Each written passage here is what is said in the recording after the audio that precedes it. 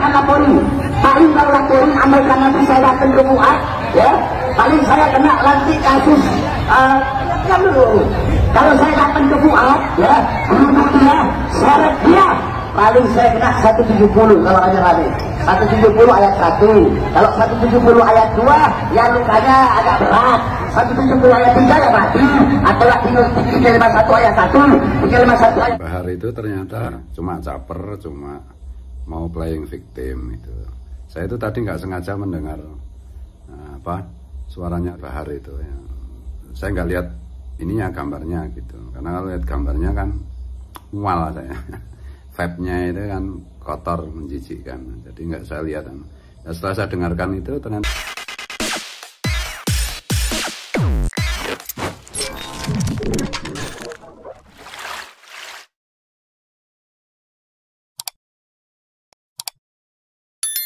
ada yang nggak terima dengan ceramah saya, silahkan lapori. Paling kalau laporin amalkan nanti saya datang ke Fuad, ya. Paling saya kena nanti kasus dulu. Kalau saya datang ke Fuad, ya, duduk dia, seret dia, paling saya kena 170 kalau hanya lari. 170 ayat 1. Kalau 170 ayat 2, ya lukanya agak berat. 170 ayat 3 ya mati. Atau 351 ayat 1, 351 ayat 2, 351 ayat 3, gampang. Jadi dia sama-sama aja, Fuad masuk saya, Fuad masuk penjara, saya masuk penjara. Kalau saya dalam penjara ada masalah, Pak, jiwa saya jiwa pejuang, dimanapun diletakkan, tetap saya akan bertahan. Setiap berdiri, ancaman, hukuman, bekas, saya akan tidak berdiri. Tidak akan pernah saya menundukkan kepala untuk melawan kezaliman, penindasan terhadap bangsa, memecah belah umat dan bangsa rakyat Indonesia. Kami ingin Indonesia aman, tenang, sejahtera, tentram. Karena itu kami inginkan semua yang kami sampaikan di sini semata-mata karena kecintaan kami kepada negara kesatuan Republik Indonesia. Karena cinta kami bukan hanya di kata-kata, tapi cinta kami buktikan dengan perbuatan kami serius sekali. Jadi tidak gampang apa-apa saya masuk penjara, Fuad masuk penjara. Kalau bisa, kalau masuk penjara nanti malam saya lihat siapa yang mati, saya atau Fuad yang mati.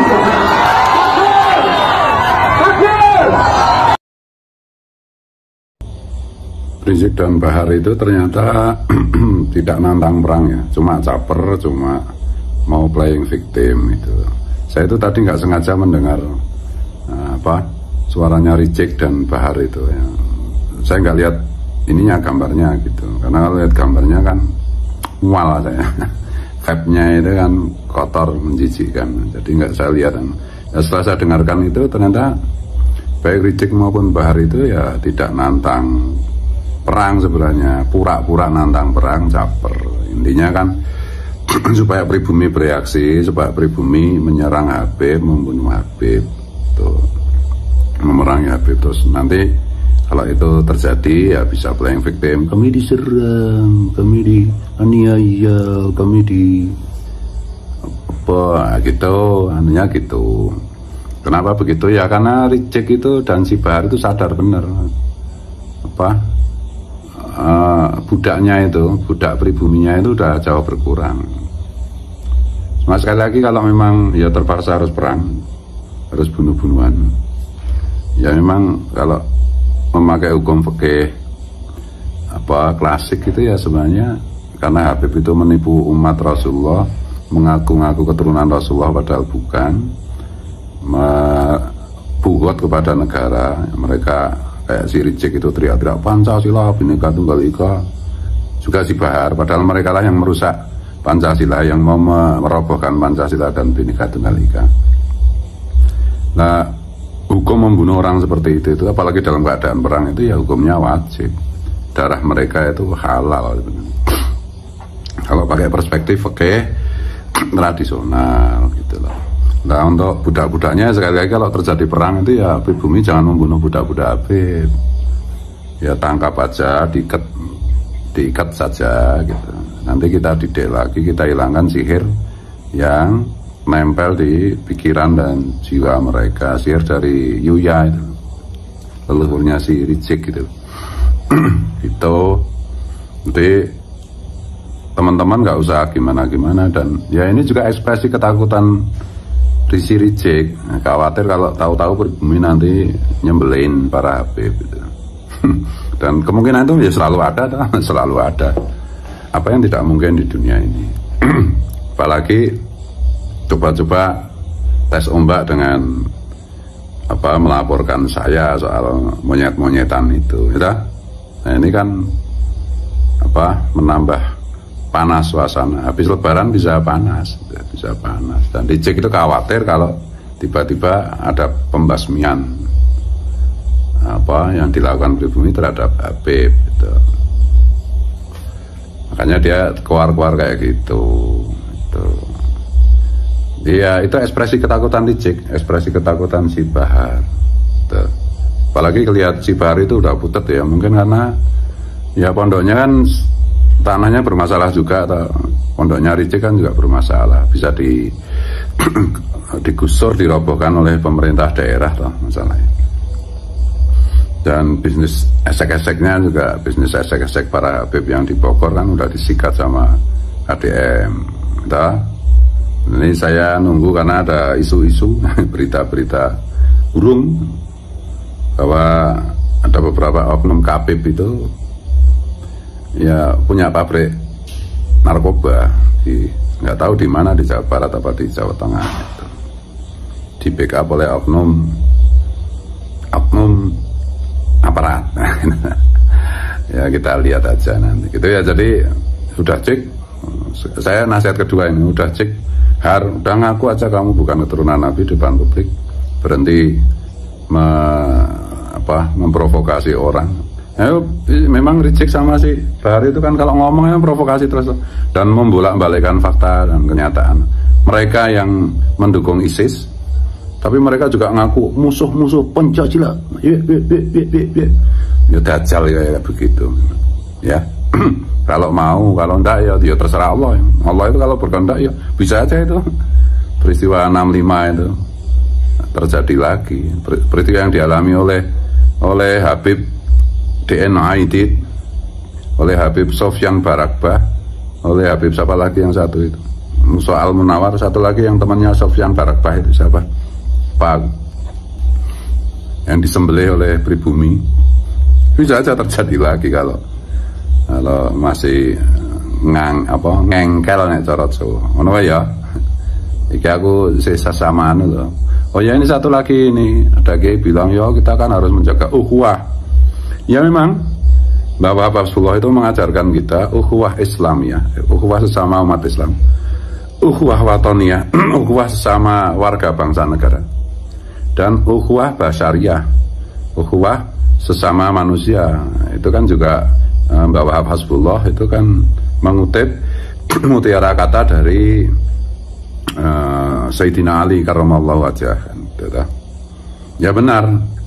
Tapi apakah berlaku juga untuk terhadap Habib? Ya enggak. Ya mereka nipu umat Rasulullah, ngaku cucu Rasulullah padahal bukan, dan pengakuan cucu itu mereka gunakan untuk merusak bangsa dan negara, merusak agama, merusak marwah kehormatan kemuliaan Rasulullah, dan merugikan umat Rasulullah. Nah, itu kan bugot fil Islam, bugot fil negoro kan. Tidak ada ukhuwah seperti itu. Masa kita ukhuwah sama iblis, sama setan ya? Ukhuwah sama dajjal ya haram no hukumnya ya. Yang benar itu ghazwah, memerangi. Kalau salah, kalau keliru minta maaf. Merdeka. Pendemo 214 itu menurut saya tidak fairness, tidak fair, tidak jujur pada diri sendiri, tidak adil dalam pikiran dan tindakan. Mengapa demikian? Dia menuntut seseorang yang dia katakan tidak baik, tapi dia lebih tidak baik lagi, lebih parah dari yang dia tuntut. Ini tentu secara etika tidak fair, menuntut seseorang untuk tidak mengatakan ayam berkokok. yang baru mengatakan sekali, tapi dia justru mengatakan ayam berkokok berkali-kali, atau mudahnya begini, dia menuntut orang untuk tidak boleh mencaci meskipun hanya satu kali cacian, tetapi dia mencaci berkali-kali, menyebarkan cacian itu di sosial media. Bahkan cacian itu dia murokapkan, dia kuadratkan, dia ulang-ulang, menuntut orang jangan mencaci meskipun sekali, tapi dia mencaci berkali-kali dan mengajak orang untuk mencaci. Menarik itu, menarik kejahatannya. Contoh begini, kalau pendemo 214 itu adalah para pendidik, tentu dia pendekatannya bukan pendekatan menyesatkan, tapi meluruskan. Pertanyaannya, pendemo 214 apakah para pendidik, masyarakat, publik, penonton sosial media bisa memahami itu semua tanpa saya katakan apakah mereka pendemo 214 itu pendidik? Jawabannya sangat mudah. Pendidik itu bukan menyesatkan, tetapi meluruskan. Pendidik itu tidak menuntut orang untuk tidak mencaci meskipun sekali, tapi dia mencaci berkali-kali. Pendidik itu tidak seperti itu. Apalagi mengidentifikasi sebagai kelompok yang notabene sebagai pengusung kepahlawanan seseorang yang memang harus lebih mengedepankan nilai-nilai kepahlawanan.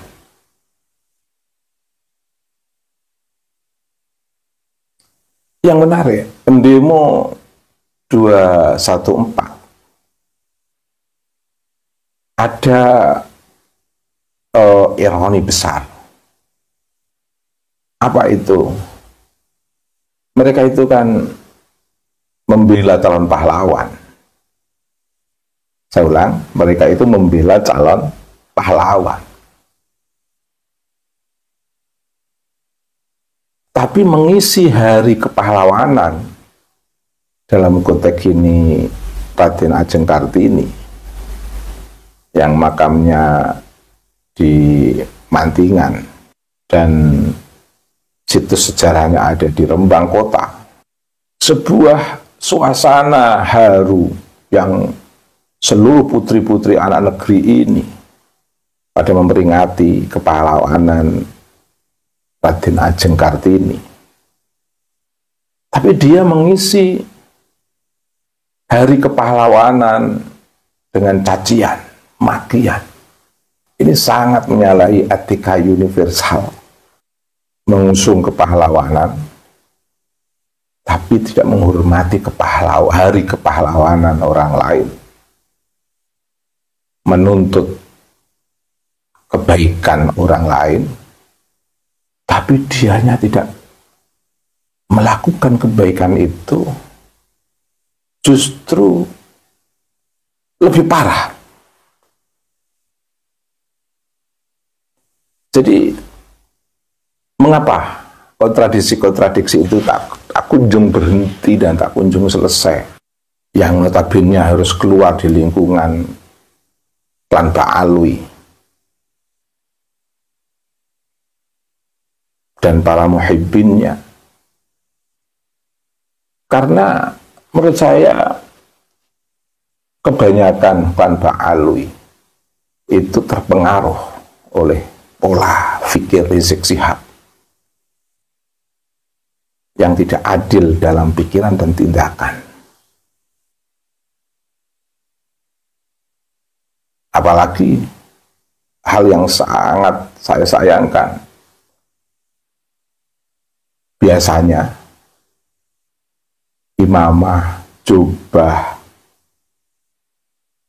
tasbih, surban itu ada di masjid, di musola. Tapi ini dipertontonkan di area yang notabene ini dekat istana. Ini kan tidak menghormati rumah pemimpin kita, Bapak Presiden Prabowo. Ini kan problem. Tentu demo 214 yang diuntungkan bukan abnaul khairat. Demo 214 yang diuntungkan bukan para pengikut Rizik Syihab. Demo 214 yang diuntungkan bukan para pengusung pahlawan Bapak Idrus bin Salim Al-Jufri. Demo 214 yang diuntungkan adalah yang didemo. Mengapa? Yang demo menunjukkan ketakutan yang luar biasa. Mengapa? Ya, demo bukan pada yang didemo langsung, tapi di kepolisian, di Mabes Polri. Mengapa itu terjadi? Karena tidak berani. Itu namanya pinjam tangan. Pinjam tangan Polri.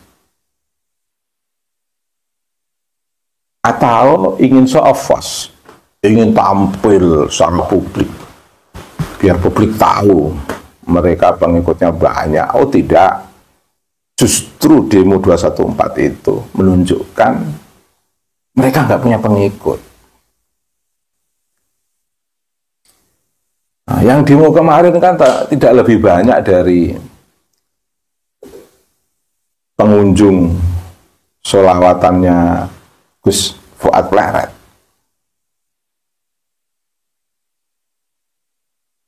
Sepertiga atau bahkan tidak ada sepertiganya dari majelis Gus Fuad Pleret yang demo kemarin itu. Yang demo kemarin itu tidak ada sepertiganya santri Kiai Haji Imaduddin Utsman. Yang demo kemarin itu mempermalukan calon pahlawan yang diusung.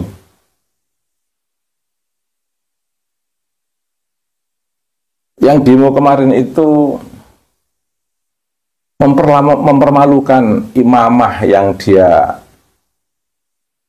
lingkarkan di kepala, yang konon adalah imamah-imamah hasil sanad dari para guru-guru, tapi hasilnya dengan menggunakan cara-cara mencaci, bahkan ditambah menuduh Gus Fuad Pleret sebagai cucu PKI. Apa enggak salah? Apa enggak gegabah tuduhan itu? Apa dibenarkan secara moral di lingkungan klan Pak Alwi menuduh seperti itu? Apa dibenarkan dalam konteks etika universal? Sebuah stereotip kekerasan PKI itu untuk konteks di Indonesia yang betul-betul mengorbankan pribumi, mengadu domba pribumi, yang betul-betul sebagai ideologi transnasional, datangnya dari luar, tapi dituduhkan untuk leluhur Gus Fuad Pleret. Apa benar? Apa enggak salah itu? Siapa yang membawa ideologi komunis di Indonesia itu siapa? Dan negara berpenduduk muslim mana yang pertama ngusung ideologi komunis itu? Ayo pada cerdas semuanya, dijawab. Mudah kok soal ini kok. Soal ujian ini tuh mudah. Kalau mau dibuat ujian, sangat mudah dijawab. Siapa yang mengusung ideologi komunis? Apakah ideologi komunis itu ideologi lokal? Apakah ideologi komunis itu ideologi transnasional? Semua menjawab ideologi komunis itu adalah ideologi transnasional.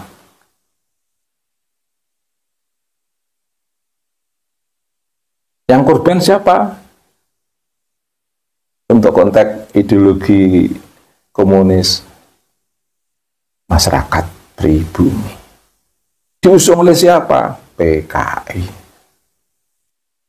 Siapa dedengkot PKI? Jawabannya sangat mudah.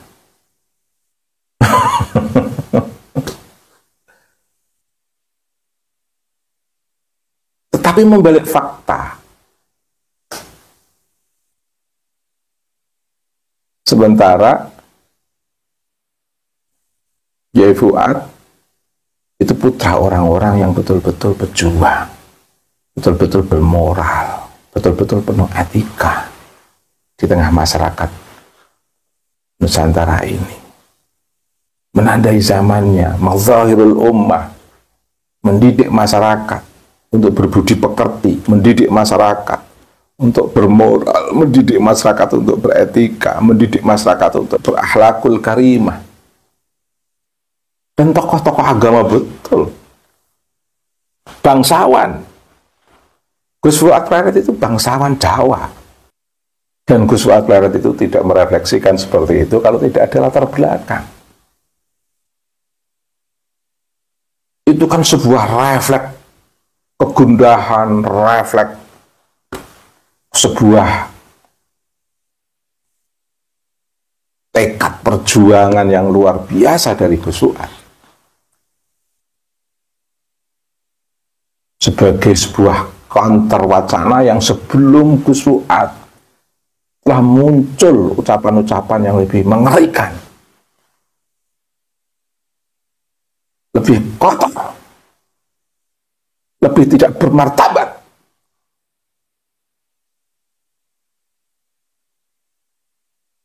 Gus Fuad melakukan sebuah refleks, kalau itu dikatakan sebagai sebuah ketidakpantasan, ibarat lisan Jawa, memang tidak pantas. Tapi tuntutannya jauh lebih tidak pantas lagi. Nah, sekarang begini logikanya. Kalau ada seseorang memukuli orang, mukul orang sekali, jebret, tentu kemudian komunitas lain mengatakan ini salah. Memukul orang itu adalah kekerasan. Tapi kemudian komunitas itu main hakim sendiri, itu juga tidak dibenarkan. Artinya apa? Konkretnya begini saja, daripada terlalu simbolik. Mengatakan Gus Fuad salah mengungkapkan sebuah perkataan dalam konteks etika Jawa, local wisdom, kearifan lokal, itu memang tidak pantas. Tapi ketidakpantasan sekali yang diucapkan oleh Gus Fuad ini, mengapa harus dibalas berkali-kali penuh ketidakpantasan si penggugat? sangat tidak pantas. Masih ditambahi cucu PKI, masih ditambahi macam-macam ungkapan, dan diramaikan ketidakpantasan. Gus Suat Pleret mengakukan ketidakpantasan sendirian sekali ucapan dengan sebuah kata, tapi pengusung pahlawanan Habib Idrus bin Salim melakukan ketidakpantasan berjamaah. Dan lebih mengerikan lagi ucapan-ucapannya itu. Selain melakukan ketidakpantasan berjamaah, melakukan ketidakpantasan yang diulang-ulang di beberapa sosial media, bahkan direfleksikan dalam sebuah demo, bahkan ditulis pada sebuah spanduk. Satu ketidakpantasan sebuah kata, dan menurut lokal wisdom itu juga tidak pantas, tapi dijawab oleh penggugat dengan ungkapan yang penuh tidak pantas. Berkali-kali berjamaah dalam suasana demo, ditulis di spanduk-spanduk, dalam sebuah tulisan dan tindakan. Jadi pengusung kepahlawanan Habib Idrus bin Salim Al-Jufri yang menggugat Gus Suat Pleret